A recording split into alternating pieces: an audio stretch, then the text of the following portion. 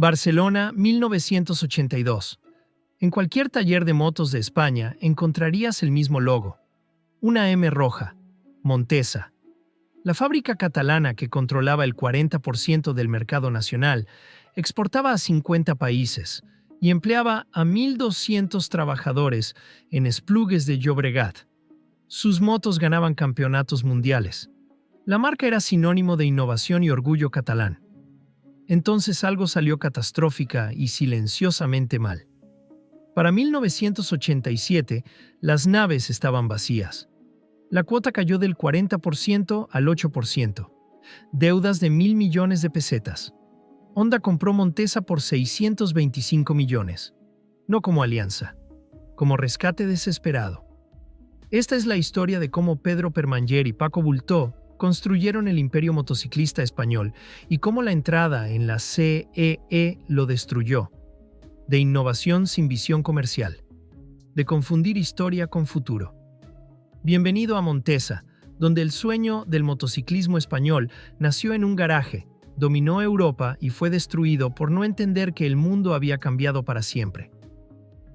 Barcelona, 1914.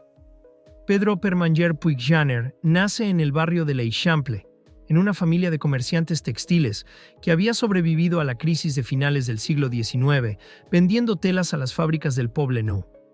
No eran ricos, tampoco pobres. Ocupaban ese espacio incómodo de la pequeña burguesía catalana, lo suficientemente acomodados para comer todos los días, pero sin el capital necesario para expandirse. La Barcelona de aquellos años era un hervidero de contradicciones. Por un lado, las chimeneas de las fábricas textiles que convertían la ciudad en la Manchester del Mediterráneo. Por otro, la pobreza aplastante de los barrios obreros donde las familias se hacinaban en habitaciones sin ventanas. Pedro crece entre esos dos mundos. Ve a su padre cerrar tratos con fabricantes. Ve a su madre contar monedas sobre la mesa de la cocina. Aprende que en Barcelona no hay espacio para el término medio. O subes o te ahogas. Con 12 años, Pedro Permanyer ya pasaba las tardes en los talleres mecánicos del puerto. No porque su familia lo necesitara, porque no podía evitarlo. Mientras otros chicos de su clase social estudiaban latín en colegios religiosos, Pedro desmontaba carburadores en talleres llenos de grasa y humo. Los motores lo obsesionaban. La forma en que las piezas encajaban. La precisión milimétrica necesaria para que una máquina funcionara. A los 17 años, ya sabía más de mecánica que muchos operarios con 2 décadas de experiencia, pero seguía siendo solo el hijo del comerciante textil, un aficionado con buenas intenciones. Eso estaba a punto de cambiar. En 1936, cuando Pedro tiene 22 años, España se parte en dos. La guerra civil arrasa Barcelona. Las fábricas se convierten en objetivos militares. Las calles se llenan de barricadas. La familia Permanyer pierde casi todo. El negocio textil desaparece entre bombardeos y requisas. El padre muere durante un ataque aéreo. La madre se refugia en casa de unos primos, en Terrassa. Pedro sobrevive trabajando como mecánico en talleres de reparación de vehículos militares. 3 años arreglando camiones destrozados, motocicletas averiadas, cualquier cosa con motor que pudiera moverse. 3 años aprendiendo bajo presión. 3 años en los que no hay margen para el error, porque un motor mal reparado puede significar la muerte de 10 hombres en el frente.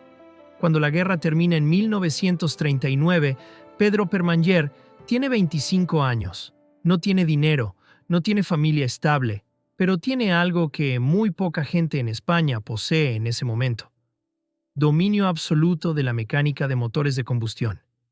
Y entonces conoce a Francisco Javier Bultó. Bultó es 5 años mayor que Pedro. Viene de una familia acomodada de Barcelona con conexiones en el mundo del comercio y la banca. Pero Paco Bultó no es un heredero convencional. Es un piloto de motos amateur que compite en carreras clandestinas durante la posguerra, un fanático de la velocidad que se ha arruinado las manos probando prototipos de motores improvisados en garajes escondidos. Bultó tiene el dinero y los contactos. Pedro tiene el conocimiento técnico. Se encuentran en 1940 en una carrera ilegal en las afueras de Barcelona. Bultó está compitiendo con una moto italiana modificada que se rompe en la tercera vuelta. Pedro, que está entre el público, se acerca, mira el motor, identifica el problema en 30 segundos y lo repara con un alambre y un destornillador. ¿Cuánto cobras?, pregunta Bultó. Nada, responde Pedro, pero si algún día quieres construir motos de verdad, llámame. Paco Bultó no olvida esa conversación. 2 años después, en 1942, le propone a Pedro un trato sencillo. Bultó pone el capital inicial y las conexiones comerciales. Pedro pone el diseño y la ingeniería. Dividirán las ganancias al 50%. Fundarán una empresa que construirá motocicletas españolas capaces de competir con las italianas y las alemanas. No copias baratas, máquinas de verdad. El acuerdo se cierra rápido. El problema es que están en la España de 1942. Autarquía total. Escasez de materias primas, cartillas de racionamiento, imposible importar acero de calidad, aluminio, cauchos, componentes electrónicos. Imposible conseguir permisos oficiales para abrir una fábrica de un producto considerado no esencial. Imposible según todos los expertos consultados. Pero Pedro Permanyer y Paco Bultó no aceptan el imposible como respuesta. 1944. España está aislada del mundo. Franco ha cerrado las fronteras. Europa está en guerra. La economía española sobrevive a base de trueque y mercado negro.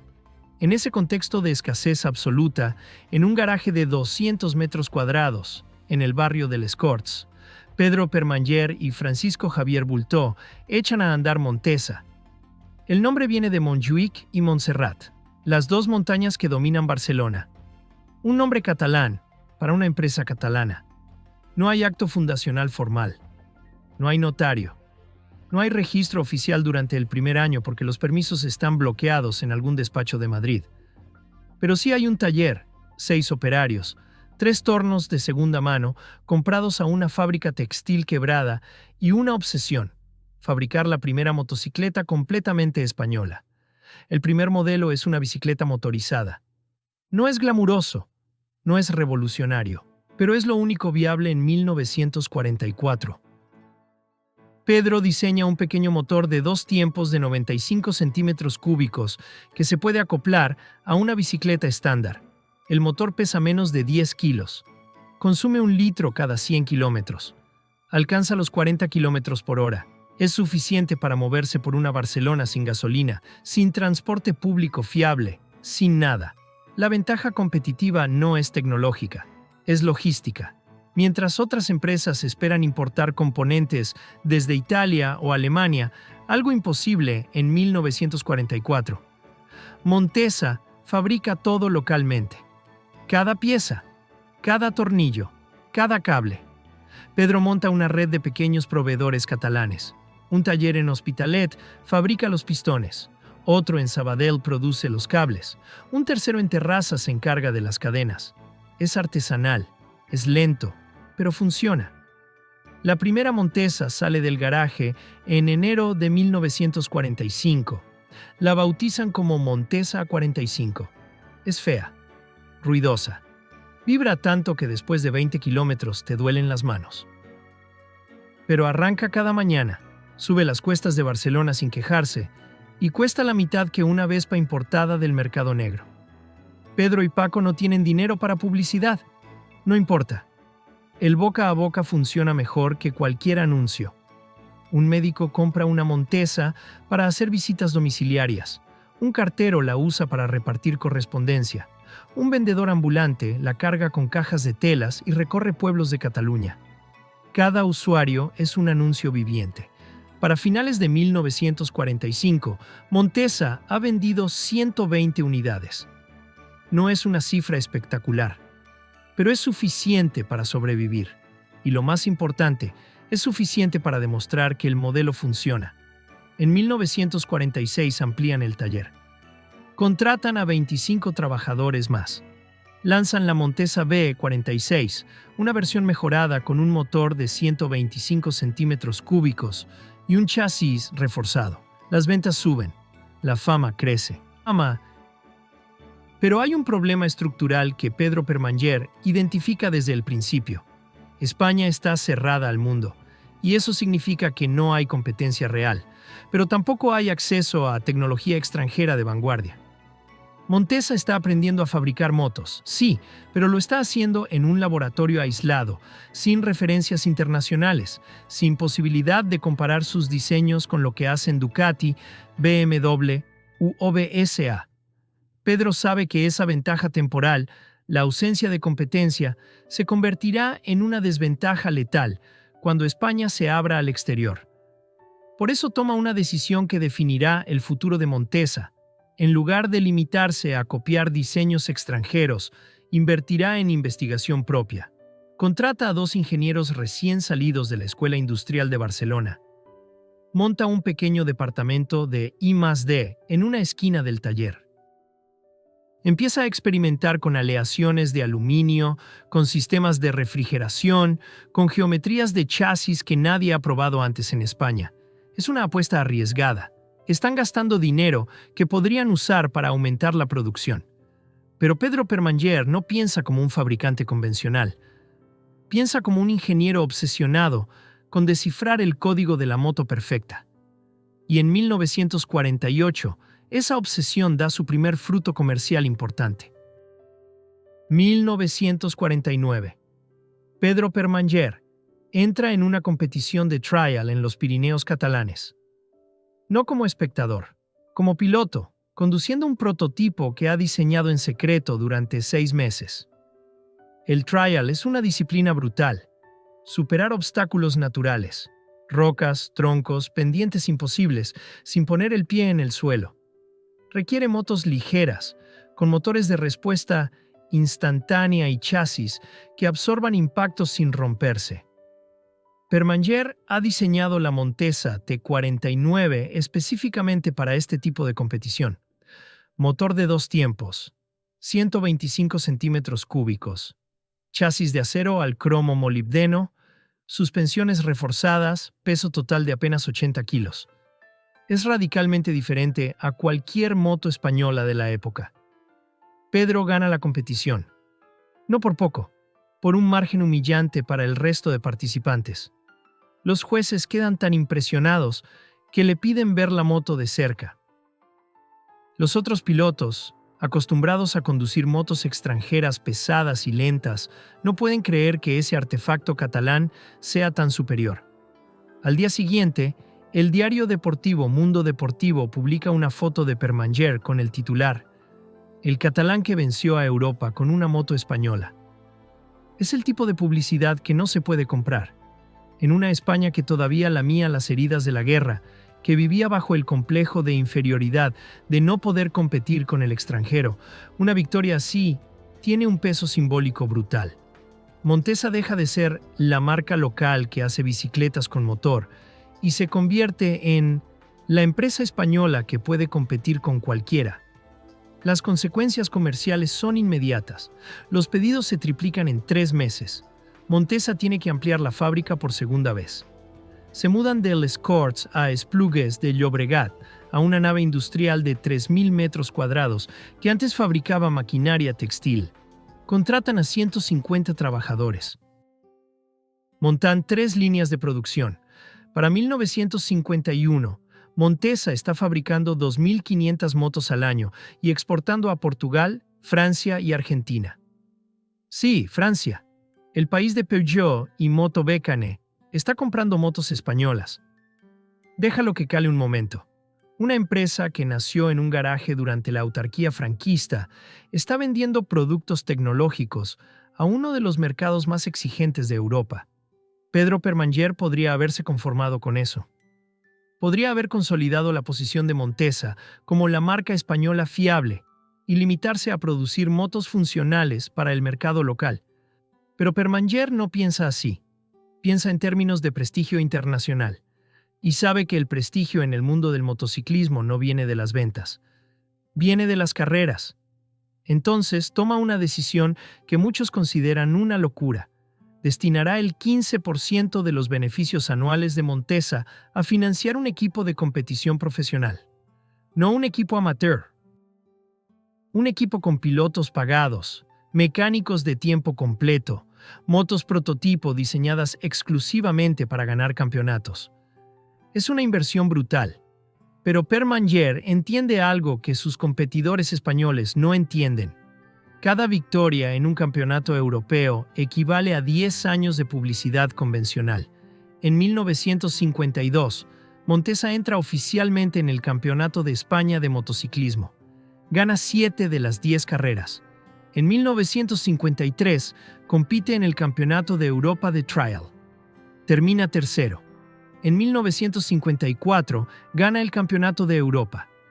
En 1955, un piloto catalán llamado Francisco Gómez se convierte en campeón del mundo de trial conduciendo una Montesa Impala. Campeón del mundo. Una moto diseñada y fabricada en Esplugues de Llobregat por ingenieros que 10 años antes reparaban camiones militares en talleres clandestinos. El simbolismo es devastador y las ventas se disparan. Para 1956, Montesa está produciendo 6.000 unidades al año. Tiene 400 trabajadores. Exporta a 18 países. Controla el 35% del mercado español de motocicletas. Ha pasado de competir con marcas locales a competir con Ducati, con Bultaco, fundada por el propio Paco Bultó, después de separarse de Permanyer en una disputa sobre la dirección estratégica de la empresa. Conosa. El mercado español del motociclismo se ha convertido en uno de los más dinámicos de Europa. Y Montesa está en el centro de ese ecosistema. Bajo ese éxito, algo oscuro estaba gestándose. Algo que Pedro Permanyer no podía ver porque estaba demasiado ocupado diseñando la siguiente moto ganadora. Montesa estaba construyendo su identidad comercial sobre dos pilares: innovación técnica y prestigio deportivo. Esos pilares funcionaban perfectamente en los años 50, pero el mundo estaba a punto de cambiar. Y cuando el cambio llegara, esos mismos pilares se convertirían en trampas mortales. 1960. España empieza a despertar del sueño autárquico. El Plan de Estabilización de 1959 ha abierto tímidamente la economía. Llegan las primeras inversiones extranjeras.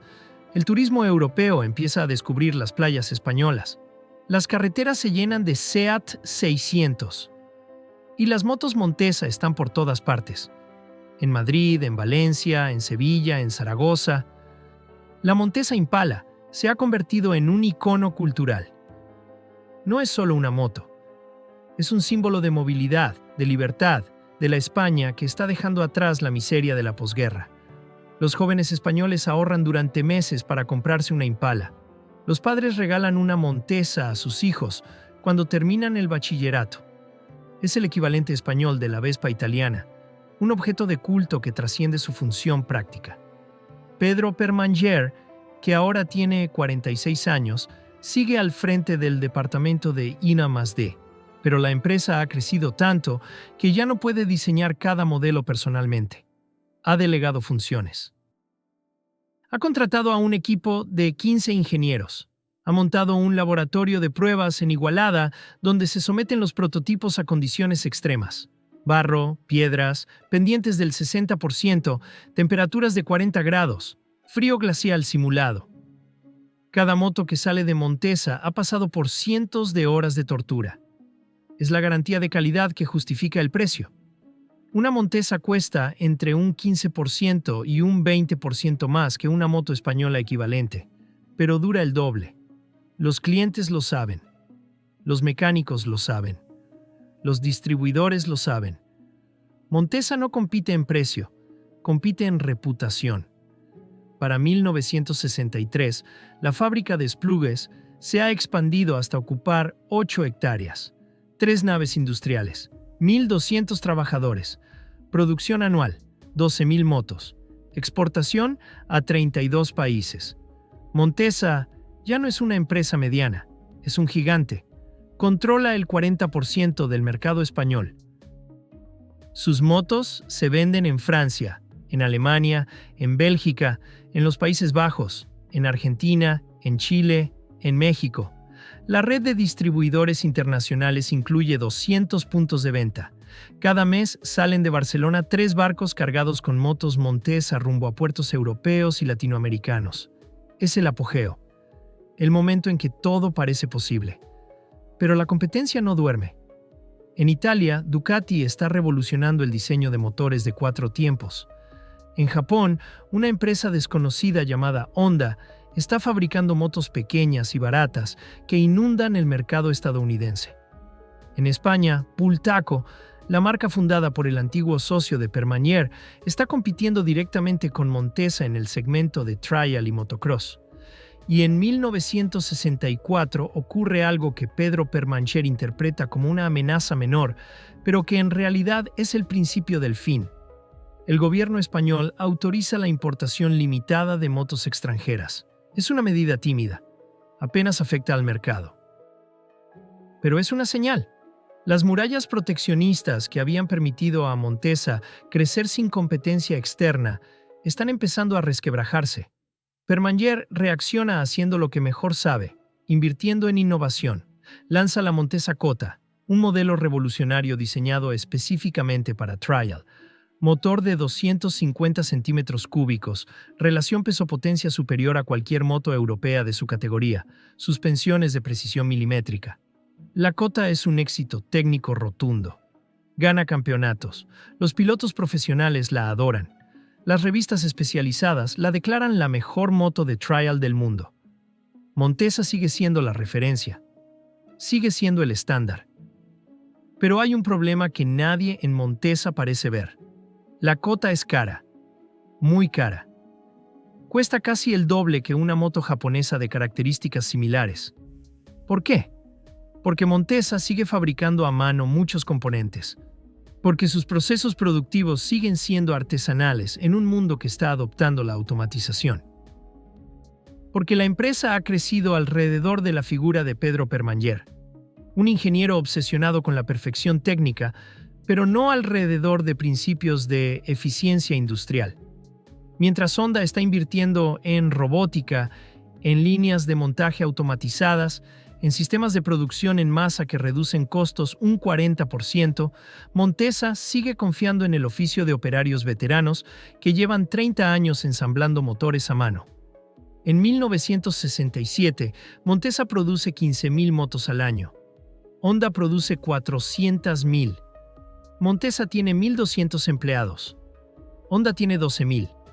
Montesa invierte el 15% de sus beneficios en competición. Honda invierte el 25% en automatización y expansión internacional. Son 2 filosofías empresariales completamente diferentes. Y durante los años 60, la filosofía de Montesa sigue funcionando porque el mercado español sigue relativamente protegido, porque la marca tiene prestigio, porque los clientes valoran la calidad artesanal por encima del precio.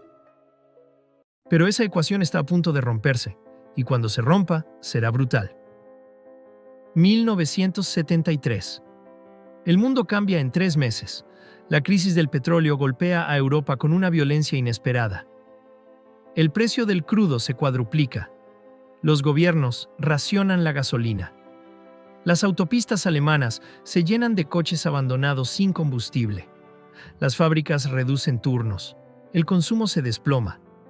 Y la industria del motociclismo, que depende de un producto considerado no esencial en tiempos de crisis, sufre un colapso inmediato.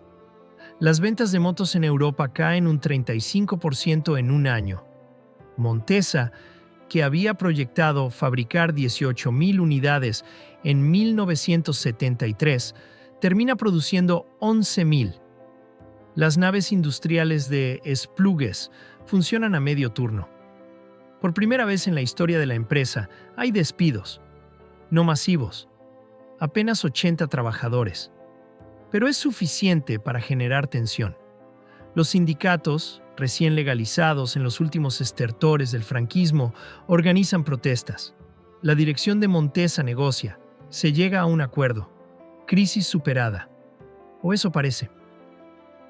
Porque lo que Pedro Permanyer que ahora tiene 59 años y sigue dirigiendo el departamento técnico, no entiende es que la crisis del petróleo no es un accidente temporal.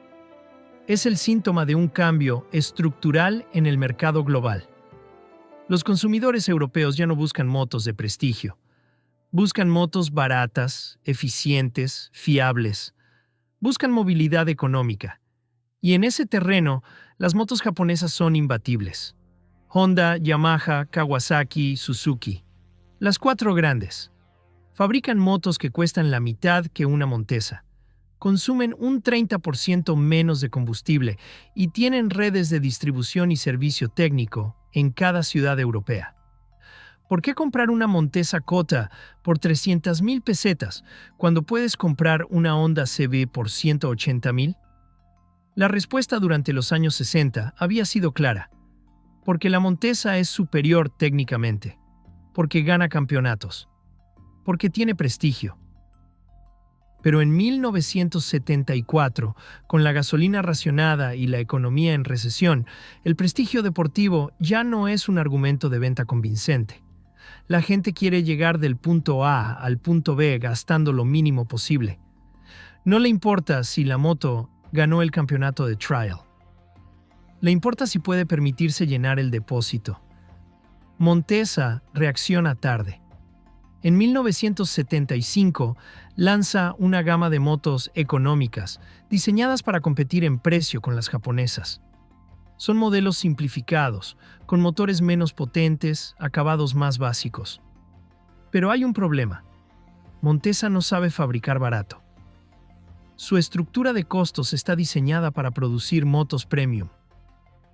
Los salarios de los trabajadores veteranos son altos. La fábrica tiene infraestructuras sobredimensionadas.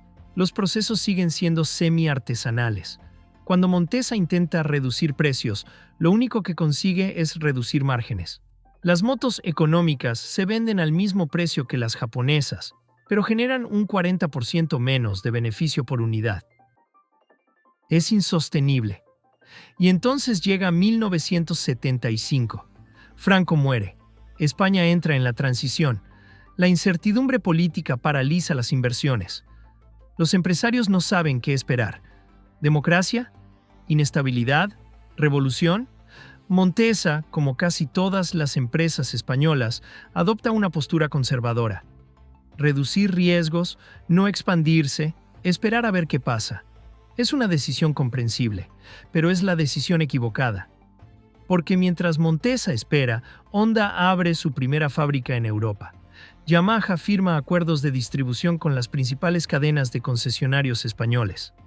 Suzuki lanza una campaña publicitaria masiva en televisión española. Las marcas japonesas no esperan. Atacan. Para 1977, la cuota de mercado de Montesa en España ha caído al 28%. Siguen siendo líderes. Pero la tendencia es clara. Cada año pierden 2 o 3 puntos. Cada año las marcas japonesas ganan terreno. Los distribuidores empiezan a quejarse. Las motos Montesa son magníficas, sí, pero los clientes piden japonesas. Los concesionarios que antes vendían exclusivamente Montesa empiezan a incorporar modelos Honda en sus catálogos. Montesa protesta. Exige exclusividad. Algunos distribuidores aceptan, otros no. Y los que no aceptan son precisamente los más grandes, los que mueven más volumen, los que tienen acceso a los mercados urbanos de Madrid, Barcelona y Valencia. Pedro Permanger sabe que algo va mal, pero su diagnóstico es erróneo. Cree que el problema es de marketing, que Montesa necesita una campaña publicitaria más agresiva, que necesita reforzar su imagen de marca premium. Entonces invierte cientos de millones de pesetas en publicidad, en patrocinios deportivos, en eventos promocionales. Montesa organiza exhibiciones de trial en estadios de fútbol. Patrocina a los mejores pilotos europeos. Aparece en revistas, en televisión, en vallas publicitarias. La marca es omnipresente. Pero las ventas siguen cayendo, porque el problema no es de imagen, es de producto y precio. Las motos Montesa son excelentes para un nicho. Pilotos profesionales, aficionados al trial, puristas que valoran la ingeniería artesanal. Pero ese nicho es cada vez más pequeño. El mercado de masas, trabajadores que necesitan una moto para ir al trabajo, jóvenes que buscan su primera moto, familias que quieren movilidad barata, ese mercado está comprando japonés. Y Montesa no tiene ningún producto competitivo en ese segmento. Para 1980, la situación es crítica. Montesa produce 9.000 motos al año. 10 años antes producía 15.000. La plantilla ha bajado de 1.200 trabajadores a 800. La fábrica funciona a un solo turno. Las deudas empiezan a acumularse. Los bancos catalanes, que durante décadas habían financiado la expansión de Montesa sin problemas, ahora piden garantías adicionales. Pedro Permanyer tiene 66 años. Está cansado. Pero no está dispuesto a rendirse. En 1981 toma una decisión desesperada. Montesa desarrollará un modelo completamente nuevo, diseñado desde cero para competir con las japonesas en su propio terreno. Será una moto de carretera, no de trial. Motor de 4 tiempos, 250 centímetros cúbicos, precio objetivo, 200.000 pesetas. El proyecto se llama Montesa H6. Es la apuesta final, la jugada que salvará a la empresa. O eso cree Permanyer. El H6 es un desastre técnico y comercial. El motor vibra. La caja de cambios falla después de 2.000 kilómetros. Los distribuidores se quejan de que llegan motos defectuosas desde fábrica. Los clientes devuelven unidades. Las revistas especializadas publican críticas devastadoras. Montesa, la marca que había construido su reputación sobre la fiabilidad, está vendiendo motos defectuosas. El daño reputacional es irreparable. Las ventas del H6 no llegan a 2.000 unidades. Montesa pierde 300 millones de pesetas en el proyecto. Y ahí es donde la historia da un giro oscuro. 1982. Pedro Permanyer se retira de la dirección técnica de Montesa. No porque quiera, porque la junta de accionistas lo obliga. La empresa está al borde de la quiebra. Las deudas superan los 1.000 millones de pesetas. Los bancos amenazan con cortar la financiación. Los sindicatos exigen garantías de que no habrá más despidos. Y la solución que propone el Consejo de Administración es contratar a un director general externo, alguien con experiencia en gestión empresarial moderna, alguien que pueda profesionalizar Montesa. El elegido es un ejecutivo procedente de la industria del automóvil. No entiende de motos, pero entiende de números. Y los números de Montesa son catastróficos. Su diagnóstico es brutal. Montesa está arruinada porque ha intentado competir en demasiados frentes. Trial, motocross, carretera, competición. Cada segmento requiere inversiones específicas en I+D, en marketing, en redes de distribución. Montesa no tiene recursos para mantener esa diversificación. La solución, según el nuevo director general, es clara. Concentrarse en lo que Montesa sabe hacer mejor. Trial. Abandonar el mercado de carretera. Abandonar la competición en categorías donde no se puede ganar. Reducir la gama de productos de 12 modelos a 4. Cerrar las líneas de producción no rentables. Reducir costos. Es una estrategia lógica. En teoría tiene sentido. Si Montesa no puede competir con Honda en motos de carretera, ¿para qué intentarlo? Mejor centrarse en el nicho donde todavía es líder. Trial, motocross, motos especializadas para un mercado reducido pero leal. El Consejo de Administración aprueba la estrategia. Se anuncian recortes. Se cierran 2 de las 3 líneas de producción de desplugues. 300 trabajadores son despedidos. Las manifestaciones en las calles de Barcelona duran semanas. Los sindicatos llaman a huelga general. La prensa catalana habla de la muerte de Montesa. Pero la dirección insiste, es la única manera de salvar la empresa. Entonces algo salió catastrófica y silenciosamente mal. Resulta que el mercado de trial y motocross es minúsculo comparado con el mercado general de motocicletas. Montesa pasa de competir en un mercado de cientos de miles de unidades al año a competir en un mercado de 15.000 unidades. Sí, Montesa domina ese nicho. Sí, sus motos de trial son las mejores del mundo. pero el volumen de ventas es insuficiente para sostener una fábrica de 8 hectáreas con 500 trabajadores.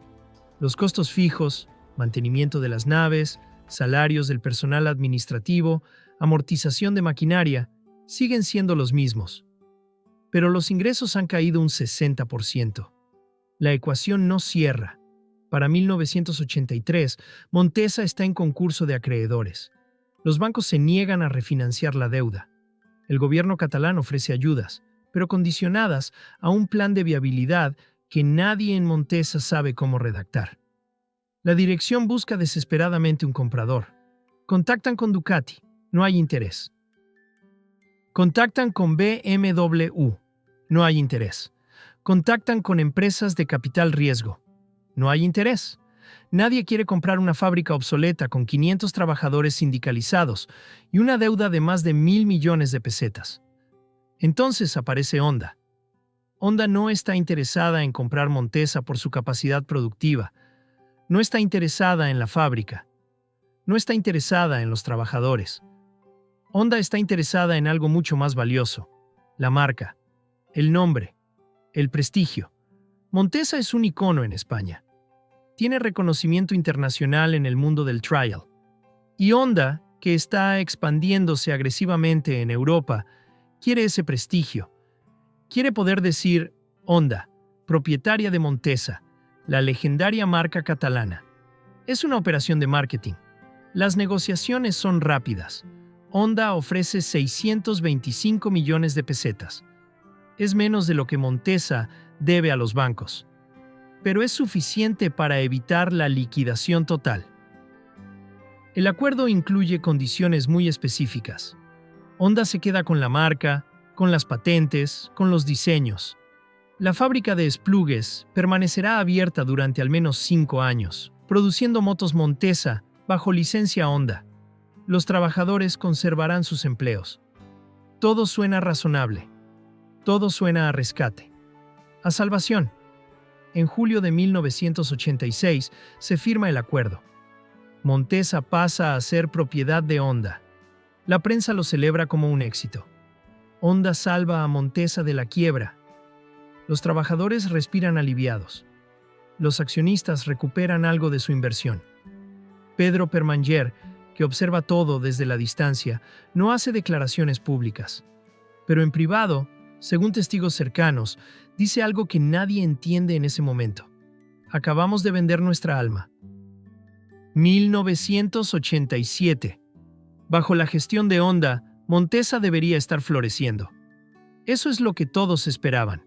Acceso a tecnología japonesa de vanguardia, economías de escala, redes de distribución globales, capital ilimitado para I+D. Pero la realidad es muy diferente. Honda no tiene ningún interés en desarrollar Montesa como una marca independiente.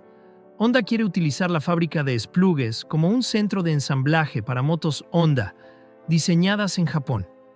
Las motos que salen de Barcelona siguen llevando el logo de Montesa, sí, pero son mecánicamente idénticas a modelos Honda. Los ingenieros catalanes que antes diseñaban prototipos revolucionarios ahora se dedican a adaptar manuales técnicos japoneses traducidos al español. No hay innovación, no hay desarrollo propio, no hay nada que justifique el nombre Montesa más allá del marketing.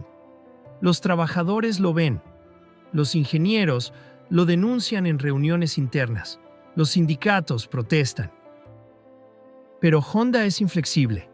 Montesa fabricará lo que Honda decida que Montesa fabrique, y lo que Honda decide es producir una versión modificada de la Honda CRM para el mercado europeo, rebautizada como Montesa Kota 311. Es una moto decente, fiable, eficiente, pero no es una Montesa, no tiene nada del ADN de la marca. No hay alma, no hay riesgo. No hay esa mezcla de ingeniería obsesiva y pasión artesanal que había definido a Montesa durante 40 años.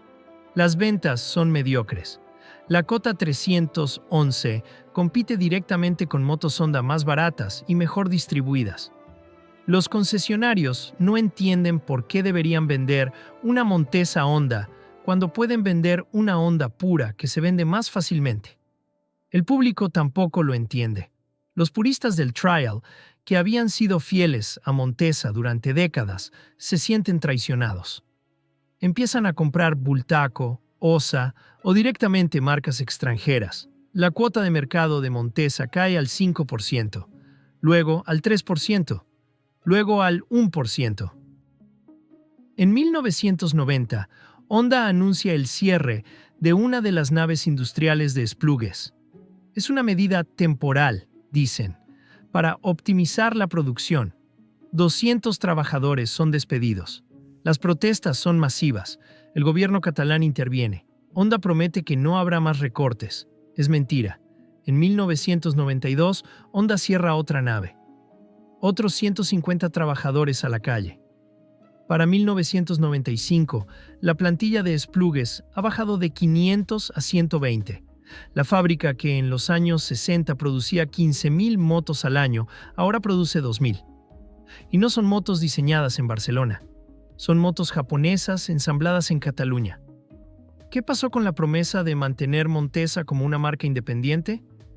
Desapareció. ¿Qué pasó con el compromiso de invertir en I+D local? Nunca existió. ¿Qué pasó con la visión de Honda como salvadora de Montesa? Era marketing. Puro marketing. Honda compró Montesa por su nombre y por su prestigio histórico en Trial. Utilizó ese prestigio para posicionarse en el mercado europeo, y cuando ya no necesitó la marca, la dejó morir lentamente. En 2000, Honda anuncia oficialmente que Montesa dejará de fabricar motos en Esplugues. La producción se trasladará a una planta Honda en Italia. La fábrica catalana se convertirá en un centro de servicio técnico y distribución. Es el final. No hay más que decir. Los últimos 120 trabajadores son despedidos. Los sindicatos llaman a manifestaciones. Nadie escucha. La fábrica se cierra. Las máquinas se desmontan. Algunas se venden como chatarra. Otras se envían a museos. El edificio queda vacío. Pedro Permanger, que tiene 86 años, lee la noticia en el periódico desde su casa en Barcelona. No hace declaraciones, no concede entrevistas. Según su familia, pasa semanas sin hablar con nadie. Muere en 2004, a los 90 años. Nunca volvió a pisar la fábrica de Esplugues después de que Honda tomara el control. En su funeral, varios exempleados de Montesa llevan chaquetas con el logo de la empresa bordado. Uno de ellos, un mecánico que trabajó en la línea de montaje durante 30 años, dice algo que resume todo. Pedro construyó un sueño. Honda lo compró y lo destruyó. Así de simple. Esplugues de Llobregat, 2026. Si conduces por la calle de la Riera, verás un edificio industrial de ladrillo rojo, ventanas rotas, vegetación creciendo entre las grietas del asfalto. Es lo que queda de la fábrica Montesa. Oficialmente, el edificio está pendiente de reurbanización desde hace 15 años. En la práctica es un símbolo, un recordatorio de lo que España fue capaz de construir y de lo que dejó morir. La fábrica que empleó a 1.200 personas. La fábrica que exportó motos a 50 países. La fábrica que puso el nombre de Cataluña en los circuitos de trial de todo el mundo. Ahora es un cascarón vacío donde los grafiteros pintan murales y los adolescentes se reúnen a fumar. Pero las ruinas hablan, y si escuchas con atención, te cuentan lecciones que van mucho más allá de Montesa. Te cuentan lecciones sobre cómo las empresas mueren cuando confunden prestigio con viabilidad comercial. Sobre cómo la innovación técnica no sirve de nada si no va acompañada de eficiencia productiva. Sobre cómo el orgullo nacional puede convertirse en una trampa mortal cuando impide ver la realidad del mercado. Estas son las lecciones que Montesa dejó escritas en el polvo de sus naves abandonadas. Lección 1. El prestigio deportivo no paga las nóminas. Montesa ganó campeonatos mundiales. Sus motos eran obras maestras de ingeniería. Los pilotos profesionales las adoraban. Las revistas especializadas las alababan. ¿Y qué? Al final del día, una empresa no sobrevive vendiendo prestigio. Sobrevive vendiendo productos que la gente puede permitirse comprar y que resuelven problemas reales. Montesa invirtió el 15% de sus beneficios en competición durante décadas. Ganó trofeos, ganó reconocimiento, pero no ganó cuota de mercado en los segmentos de volumen.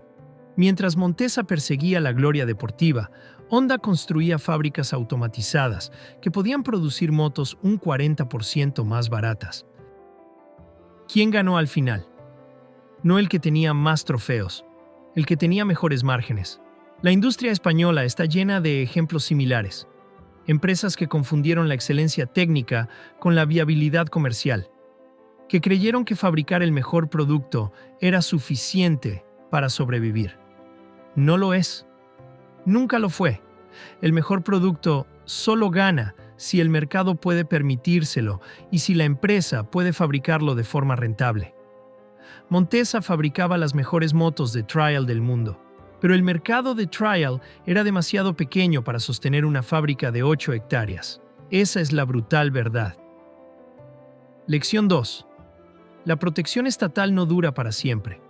Durante los años 50 y 60, Montesa creció protegida por las murallas arancelarias del franquismo. Las motos extranjeras eran difíciles de importar, caras, sujetas a impuestos punitivos. Montesa no tenía que competir con Honda, con Yamaha, con Ducati.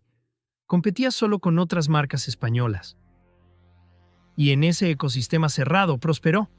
Pero esa protección creó una ilusión de fortaleza. Montesa creía que era competitiva a nivel internacional porque ganaba campeonatos en Europa. Pero ganar campeonatos no es lo mismo que ser competitivo comercialmente. Cuando España se abrió al mercado europeo en 1986, Montesa descubrió que sus procesos productivos eran obsoletos, que sus costos eran demasiado altos, que su estructura empresarial estaba diseñada para un mercado protegido que ya no existía. Esta lección es especialmente relevante para el contexto español. La economía franquista creó decenas de empresas industriales que florecieron bajo protección estatal. Astilleros, acerías, empresas textiles, fábricas de electrodomésticos. Cuando llegó la apertura en los años 80, la mayoría no sobrevivió. No porque fueran malas empresas, porque habían crecido en un invernadero y no sabían cómo competir en campo abierto. Montesa es el símbolo perfecto de esa generación de empresas españolas, técnicamente brillantes, orgullosamente locales y completamente inadaptadas a la globalización. Lección 3. Diversificar sin recursos es suicidio. En los años 70, Montesa intentó competir en todos los frentes: trial, motocross, motos de carretera, competición profesional. Cada segmento requería inversiones específicas en diseño, en marketing, en redes de distribución. Montesa no tenía los recursos para hacer todo bien, entonces hizo todo mal. Sus motos de carretera eran inferiores a las japonesas. Sus motos de trial eran excelentes, pero demasiado caras. Su presencia en competición era fuerte, pero no generaba retorno comercial claro. Cuando la crisis llegó, Montesa intentó concentrarse en trial. Demasiado tarde. El daño reputacional en otros segmentos ya estaba hecho, y el mercado de trial era demasiado pequeño para sostener la empresa. La lección es simple: o tienes recursos para diversificar bien, o te concentras en lo que sabes hacer mejor. No hay término medio. Montesa intentó ser todo para todos, y terminó siendo irrelevante para casi todos. Honda, en cambio, dominaba cada segmento en el que entraba porque tenía los recursos para invertir masivamente en cada línea de producto. Esa es la diferencia entre una empresa global y una empresa regional que sueña con serlo. Lección 4. La ingeniería artesanal no escala. Pedro Permanyer era un genio. Sus diseños eran revolucionarios, pero Permanyer pensaba como un artesano, no como un industrial. Montesa fabricaba motos como si fueran obras de arte. Cada componente revisado a mano, cada motor ajustado individualmente, cada moto sometida a pruebas exhaustivas. El resultado eran productos excepcionales, pero el proceso no escalaba. Montesa no podía fabricar 40,000 motos al año con esa filosofía. No podía competir en precio con empresas que habían automatizado el 80% de su producción. La calidad artesanal es maravillosa, pero en un mercado de masas, la calidad consistente y reproducible gana. Siempre. Honda no fabricaba las motos más bonitas ni las más innovadoras. Fabricaba motos que funcionaban, que eran baratas de producir, que salían de la línea de montaje con tolerancias de error mínimas. Eso es industrialización. Montesa nunca lo entendió. Siguió confiando en el oficio de sus operarios veteranos, cuando debería haber estado invirtiendo en robótica y automatización. Cuando finalmente intentó modernizarse en los años 80, ya era demasiado tarde. La competencia llevaba una década de ventaja. Lección 5. Vender tu empresa a un gigante extranjero no es un rescate. Es una eutanasia lenta. Cuando Honda compró Montesa en 1986, todos lo celebraron como una salvación. Honda salva a Montesa de la quiebra, decían los titulares. Pero Honda no salvó a Montesa. Honda compró una marca prestigiosa para usarla como herramienta de marketing en Europa. No tenía ningún interés en preservar la identidad de Montesa, en mantener su capacidad de innovación, en desarrollarla como una marca independiente. Honda quería el logo. Punto. El resto, los trabajadores, la fábrica, los ingenieros, la tradición, era irrelevante. Y Montesa aceptó ese trato porque no tenía alternativa, porque había esperado demasiado para buscar soluciones, porque había confiado en que su prestigio la salvaría. La brutal verdad es que cuando una empresa llega al punto de tener que venderse a un competidor extranjero para evitar la quiebra, ya está muerta, solo que aún no lo sabe. Montesa murió en 1986. Los siguientes 14 años fueron solo el entierro. Hoy, si buscas información sobre Montesa en Internet, encontrarás la página web oficial de Honda Montesa. La marca técnicamente existe. Honda sigue usando el nombre para algunos modelos de trial fabricados en Italia y Japón. Pero no queda nada de la Montesa original. Nada de la fábrica de Esplugues. Nada de los ingenieros catalanes.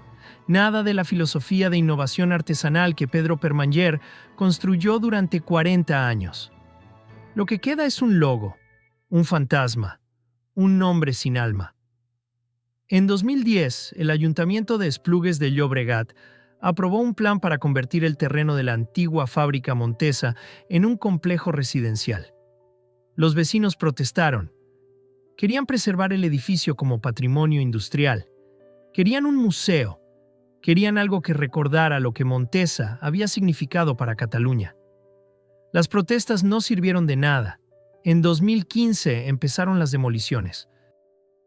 Hoy, donde antes estaban las naves industriales que fabricaban las mejores motos de trial del mundo, hay bloques de apartamentos, cristal, hormigón, terrazas con vistas al Llobregat, familias que probablemente ni siquiera saben que están viviendo sobre las ruinas de un imperio.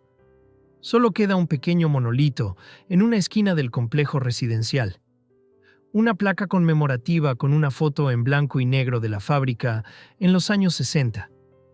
El texto dice: en este lugar se ubicó Montesa, empresa pionera del motociclismo español, 1944 a 2000. 56 años de historia reducidos a una frase. 1.200 trabajadores convertidos en estadística, 40.000 motos al año transformadas en memoria colectiva difusa. Pedro Permanyer nunca llegó a ver la demolición de su fábrica. Murió en 2004, 6 años antes, convencido hasta el final de que la venta a Honda había sido un error fatal. En sus últimos años, según testimonio de su familia, rechazó todas las invitaciones para participar en eventos de veteranos del motociclismo español. Rechazó todas las entrevistas. Rechazó todos los homenajes.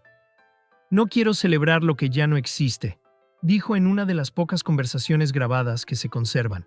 Construimos algo hermoso y lo dejamos morir. No hay nada que celebrar. Tenía razón, porque Montesa no murió por falta de talento. No murió por falta de innovación. No murió por falta de prestigio deportivo. Montesa murió porque confundió la excelencia técnica con la viabilidad comercial, porque creyó que su historia la protegería del futuro, porque no entendió que en un mercado globalizado no basta con fabricar el mejor producto, hay que fabricar el producto que el mercado necesita, al precio que el mercado puede pagar, con la eficiencia que el mercado exige. Y si no puedes hacer eso, entonces no importa cuántos campeonatos hayas ganado. No importa cuánto prestigio tengas, el mercado no tiene memoria sentimental. De un garaje en la posguerra a la demolición de una fábrica de 8 hectáreas. De Pedro Permanger, reparando motos militares a Honda, borrando el nombre Montesa de sus catálogos internacionales. De 40.000 motos al año a cero. 56 años desde el sueño hasta las ruinas. Adáptate o muere. Innova con eficiencia o desaparece. Entiende que el prestigio no paga deudas. Acepta que el pasado no salva el futuro. Bienvenido a Montesa, donde el sueño industrial de Cataluña nació en un taller de 200 metros cuadrados. Dominó el motociclismo europeo durante 3 décadas y fue destruido por la incapacidad de entender que el mundo había cambiado para siempre. Solo queda el silencio.